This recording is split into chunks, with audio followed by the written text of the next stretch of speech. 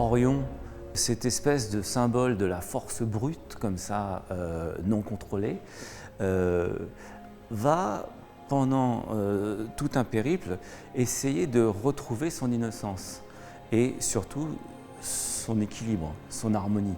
Nous, on ne sait pas si ce qu'on dit est vrai ou faux, mais on essaye de le dire avec suffisamment de conviction pour créer un sentiment chez l'autre, transmettre le sentiment qu'on a.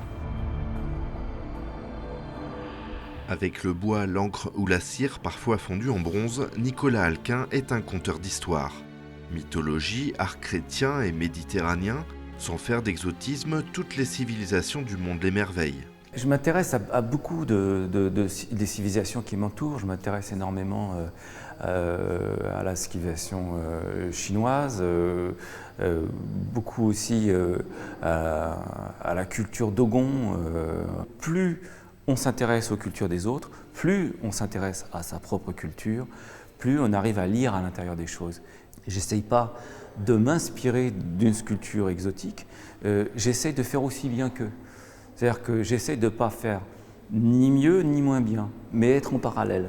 Depuis le 16 février, l'artiste à renommée internationale expose ses œuvres au musée Saint-Roch à Issoudun. Plus de 60 sculptures et dessins, tout en contraste, de la nativité à la mort, comme pour accomplir un cycle. Quand il y a une courbe, il y a une droite, quand il y a du rugueux, il y a quelque chose de lisse. Parce que j'aime cette variété, elle me permet de distinguer mieux les choses. Je me sers aussi même souvent d'une bichromie. Dans mes patines, il y a des choses qui sont très sombres et des choses qui sont très claires.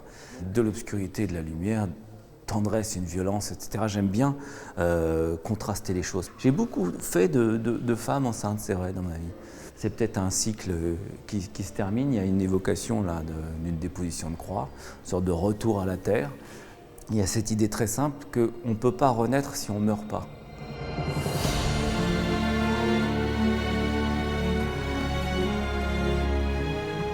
Il est probable qu'avant des dizaines, enfin au moins une dizaine d'années, j'arrive plus à refaire un ensemble aussi riche. Parce que chaque sculpture, c'est plusieurs mois.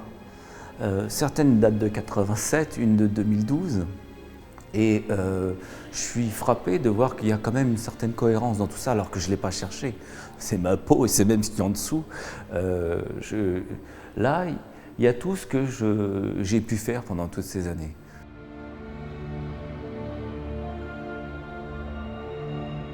Bois et dérivés, une exposition à découvrir au musée Saint-Roch jusqu'au 21 avril.